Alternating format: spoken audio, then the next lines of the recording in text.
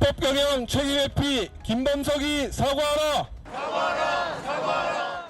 어제 오전 쿠팡 본사 앞 노동계와 시민단체들은 대규모 개인정보 유출 사태와 잇따른 노동자 사망에 대해 창업자인 김범석 미국 본사 이사회 의장의 공개 사과를 촉구했습니다.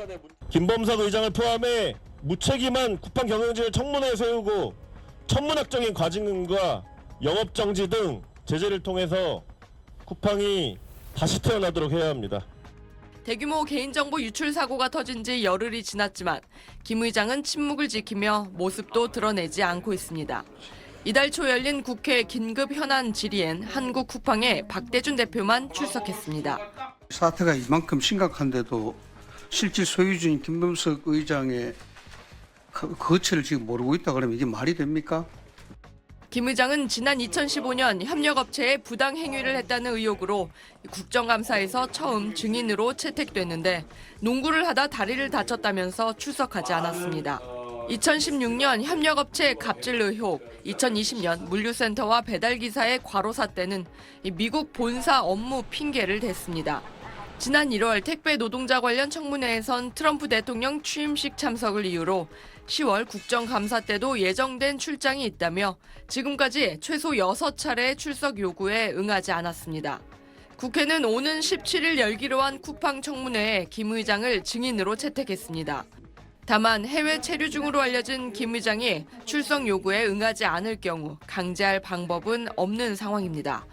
국회는 김 의장이 정당한 사유 없이 불출석한다면 고발 등 법적 조치에 나설 방침입니다.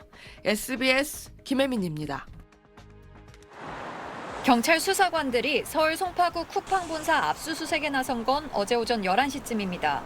지난달 29일 3,370만 명의 고객 개인정보 유출 사실이 알려진 지 열흘 만에 경찰이 처음 본사에 대한 강제 수사에 돌입한 겁니다.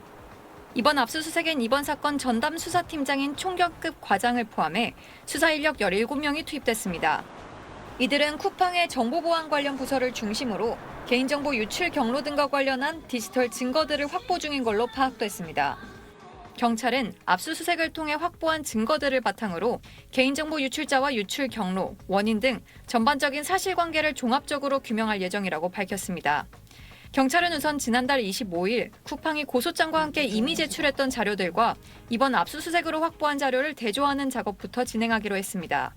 경찰은 이를 통해 피의자로 지목된 중국 국적 전직 직원이 어떻게 대규모 개인정보를 빼돌릴 수 있었는지 확인하는 데 수사력을 집중할 방침입니다. 경찰은 쿠팡에서 인증 프로그램 업무를 담당했던 이 전직 직원이 해당 업무 담당자에게 부여되는 서명키를 악용했을 가능성에 무게를 두고 있습니다. 경찰은 이번 압수수색이 쿠팡의 보안 허점을 짚어내기 위한 건 아니라고 선을 그었지만 용의자 추적과 함께 압수물 검토 과정에서 쿠팡의 보안 체계에 대해서도 들여다볼 전망입니다. SBS 동은영입니다.